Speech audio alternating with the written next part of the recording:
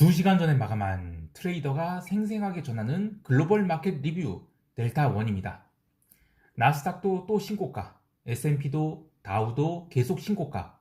그런데 러셀은 갭 상승을 다 아래로 까버리고 한국 시장도 변동성을 잔뜩 띄워서 마감을 했죠.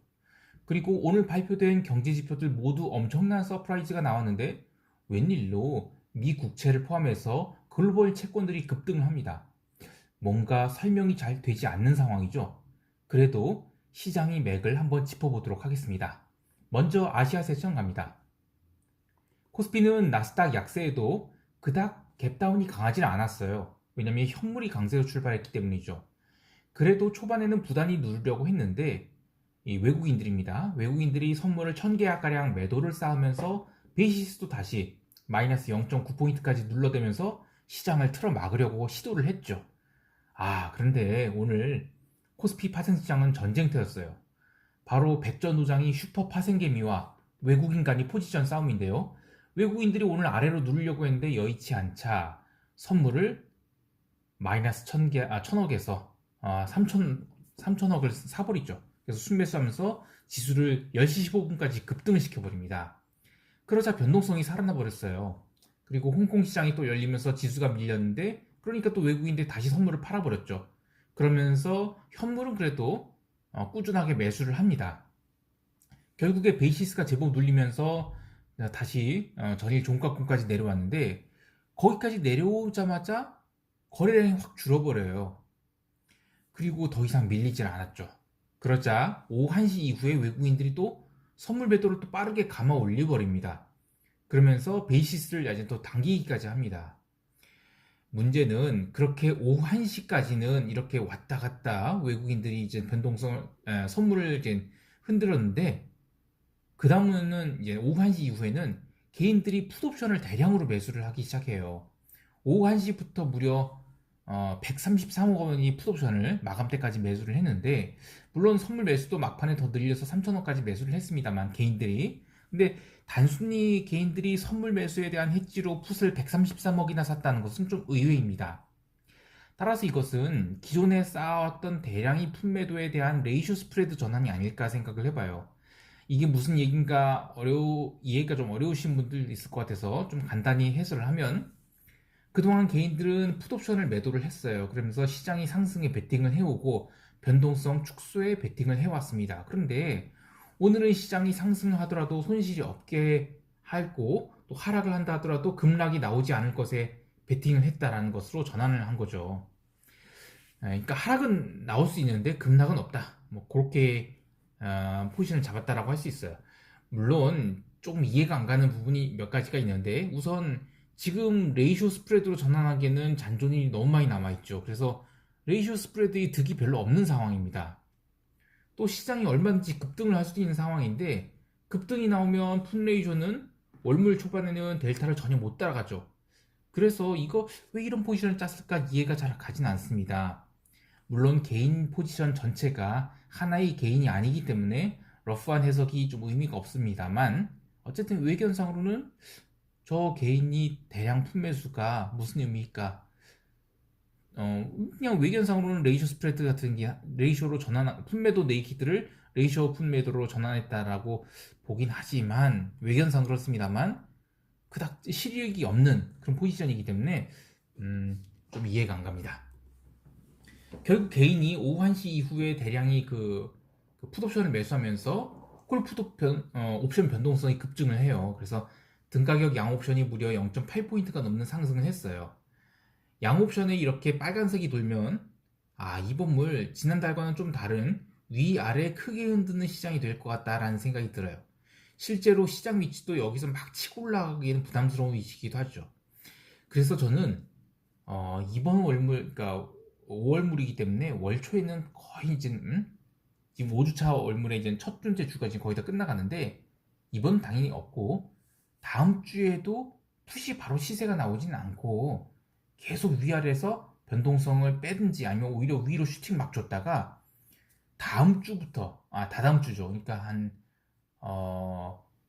그 5월 첫째 주나 그때부터 이제 하락이 나올 수 있다. 그래서 하락을 꼭 보고 싶은 분들은 어쨌든 나스닥에서 세 번째 매도가 나오는 거, 음봉이 나오는 거, 요거 한번 확인한 다음에 그다음부터 풋옵션을 매수하자. 이런 이야기를 하고 싶습니다. 어쨌든 시장이 여기서 바로 치고 올라가기는 부담스럽긴 해요. 그러나 변동성이 떴기 때문에 그것에 대한 푸닥거리는 반드시 나올 것 같습니다. 연기금은 오늘 무려 4,000원 넘게 주식을 팔아치웠어요. 개인은 주식을 2,800억 매수를 했는데 어쨌든 주식을 좀 샀다는 게 좀 특징입니다. 아직 삼성전자와 하이닉스가 움직이고 있지 않지만 대충 삼성전자도 지금 하방 경직 보이는 것 같아요. 그리고 이제 트리거가 발동되면 이들 무거운 주식들이 움직이기 시작할 텐데, 그런데 이거를 땡기려면 외국인 매수를 해줘야 되는데 외국인은 아직까지는 그럴 생각 없다, 뭐 이러는 것 같거든요. 그래서 시장이 올라가는 거는 일시적일 것이다. 그러니까 외국인들이 증가한 변동성을 해소시키기 위한 급등 또는 급락, 이런 건 나올 수 있어도 추세적인 급등은 아직은 좀 힘들어 보인다, 이런 생각이 듭니다. 자, 이제 유럽 세션 갑니다.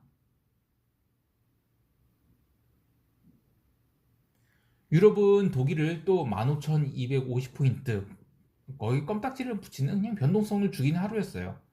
영국은 드디어 양봉을 강하게 만들면서 올해 1월에 기록한 고점을 돌파했습니다. 이렇게 증시는 변동성을 죽이면서 하락은 없다 외쳤는데, 반면 나머지 시장은 이게 뭐지 하는 흐름이었어요. 가장 먼저 채권 시장인데, 장 시작하자마자 뭐 경제 지표고 뭐고 신경 안 쓰고 실수요자들이 채권 매수가 계속 들어오면서 유럽 채권이 불을 뿜었습니다. 아유 뜨거워. 이 채권의 숏포지션 잡는 게 뭐가 이렇게 힘드냐면, 이런 실수요자들이 들어오면 논리가 아무것도 안 맞아요. 그냥 이 레벨이면 그냥 사볼란다라는 장기채 매수에 대한 수요가 늘 존재하기 때문에 채권 시장은 주식 시장이나 상품 시장과는 좀 다른 접근법이 필요합니다. 그래서 제가 증거금 8천만 원에 그 유럽 채권 분트 10년물을 3개밖에 매도 안 한 이유가 있어요. 이거 증거금을 8천만 원 쓰면 뭐 한 10계약도 뭐야 한 20계약도 때릴 수 있거든요. 20계약까지는 한 16계약 정도 때릴 수 있겠네요. 그런데 그거 때렸다가는 바로 아웃이에요, 그냥. 예. 그래서 이 채권은 레버리지를 적게 써야 됩니다. 그리고 추세 추종하기가 되게 힘들어요. 오히려 반등시 이렇게 매도를 쭉 쌓아가는 그런 식으로 이제 그 예측되는 매매를 해야지, 하락 추세 막 시작됐다라고 생각해서 막 따라 내려가잖아요. 그러면 아주 골치 아파집니다. 자, 어쨌든 유럽 개장 후에 채권 매수가 들어오면서 미국 10년 국채도 매수가 들어오기 시작해요. 근데 미국은 오늘 중요한 지표가 기다리고 있었죠. 소매 판매 그리고 신규 실업 수당청 건수. 이게 9시 반에 발표가 됐는데 그냥 뭐 악소리 나오게 서프라이즈가 나왔어요. 소매 판매 증가에 뭐 기대가 되는 내용인데, 실업 숫자는 지난번에 76만 9천 건으로 급등을 했거든요. 그래서 이거 실업 수당 받으면서 놀고 있는 사람들이 너무 많은 거 아닌가? 응? 그런 생각을 했는데 오늘 급감을 했습니다. 57만 6천 건. 물론 여전히 팬데믹 이전에 비해서는 2배가량 많은 수치지만 어쨌든 18만 건가량 감소한 거는 엄청난 서프라이즈죠. 자, 그러면 채권이 부러져야 정상이에요, 사실은. 그런데 아이고, 무슨 10년물 채권은 잠깐 눌렸다가 바로 그냥 그 시점을 기준으로 해서 뭐 기다렸던 듯이 폭등을 해버립니다. 그래서 오늘 미국도 그렇고 유럽도 그렇고 10년 국채가 왜 이렇게 강했냐라고 하면, 그냥 실수요자들이 매수가 워낙 강하게 들어왔다. 그러자 나중에는 기존 숏포지션들한테 손절매를 유발시키면서 시장이 올라왔다. 이렇게 정리할 수가 있겠어요. 채권 시장과 같이 움직인 것은 금이었습니다. 이미 아시아 세션 후반부터 솔솔 올라오기 시작하더니 경제지표 발표 후에 미 국채가 폭등을 시작하자 한때 1750달러 넘기기도 했죠. 그래도 골드는 밤 10시까지는 어쨌든 매도세가 있었어요. 그런데 그 뒤로 커버링이 나오기 시작하면서 미국 본장 열리고 위로 빠르게 달리기 시작해서 1770달러까지 그냥 달려버립니다. 다행히 1770달러 찍고는 긴 횡보가 나오면서 1764달러를 마감했는데, 어쨌든 그냥 금도 그냥 커버링이 나왔다, 이렇게 보일 수 있습니다. 구리도 뭐 전일 톤당 9,000달러 회복한 것에 대해서 추가로 상승 나오면서 톤당 9,284달러, 무려 2.92%가 상승해서 종가 고가로 달렸습니다. 반면에 기름은 옵션 만기를 맞이해서 장중에 잠깐 눌리기도 했는데 결국 그냥 껌딱지를 붙였다 할 수 있겠죠. 제가 어제 시황에서 기름 옵션 만기가 어제였다라고 얘기를 하는데 정확히 말하면 어제는 FND, 그러니까 First Notice Day라고 해서 내가 기름을 실물 인수도 받을 겁니다라고 고지를 하는 날이에요. 그게 고지를 하는 마지막 날이거든요. 이게 FND에도 거래를 할 수 있게 해주는 증권사 선물사가 있는데 대부분의 증권사는 그 FND 전날에 다 거래를 막습니다.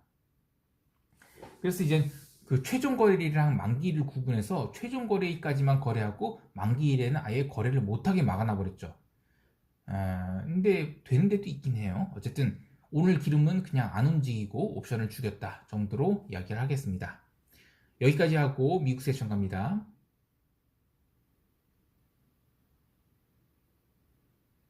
전일 미국은 시장을 누른 게 좀 어거지였다라고 보는 쪽이 많았던 것 같아요. 나스닥을 5일선까지 누른 것은 전형적인 매수 찬스였다고 보는데 아시아 세션에서 희한하게도 점심때까지는 시장이 반등을 전혀 못했습니다. 그러다가 유럽 세션 시작 1시간 전부터 나스닥 선물이 오르기 시작했죠. 그리고 뭐 러셀도 강하게 오르기 시작을 해요. 결국 장 시작 전에 이미 많이 올라서 출발을 하게 됩니다.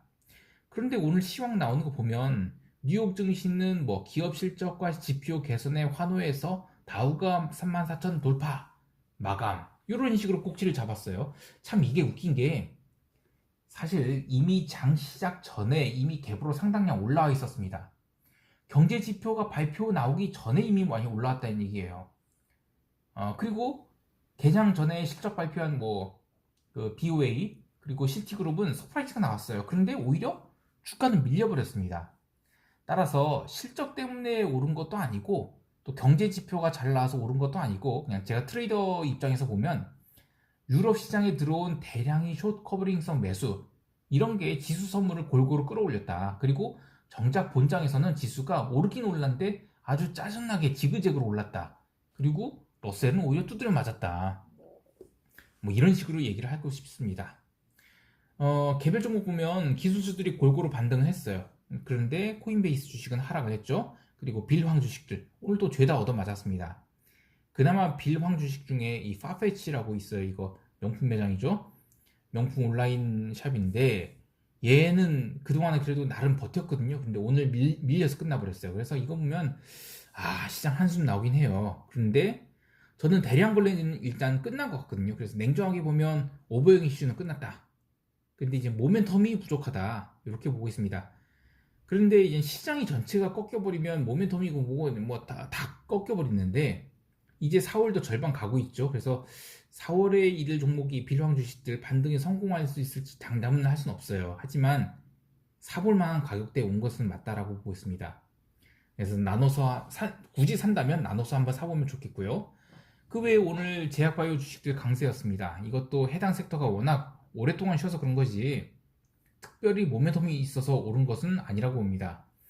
마지막으로 시장 변동성이 또 빠져서 이제 17.15포인트 변동성 선물이 이렇게 내려왔는데 지난 3월 9일부터 거의 매일 변동성이 하락을 했어요. 그래서 추세적으로 밀었는데 이제 대충 변동성은 바닥권에 옮긴 거긴 맞아요. 하지만 이 현물을 보면 시장이 하락으로 변동성이 터질 수도 있지만 폭등으로 변동성이 터질 수도 있거든요. 그런데 굳이 하락으로 볼 수 있는 근거가 별로 없습니다. 실적 시즌이 특징상 이 프리마켓이나 애프터마켓에서 시장이 많이 움직이고 정작 본장 때는 잘 안 움직이기도 해요. 그래서 변동성 터지는 것을 따라가기가 좀 그렇긴 해요. 하지만 실적이 다들 웬만해서는 잘 나올 것으로 보는 게 컨센서스거든요. 그래서 어떤 경우에는 과도한 상승이 나올 수 있다. 지수가. 그래서 저는 여전히 시장에서 숏을 보는 일은 없어야 되겠다라는 생각을 합니다. 어쨌든 세 번째 음봉이 나와야 되는데 긴 음봉, 그러니까 뭐 작은 음봉 말고요. 긴 음봉이 세 번째가 나와야 되는데 그게 나온다면 저는 이젠 시장에서 숏을 준비할 수 있겠다 이런 생각할 텐데 아직까지는 그런 거 없어요. 자, 이 정도로 하고 시장 총평하면서 전략 이야기해 볼게요.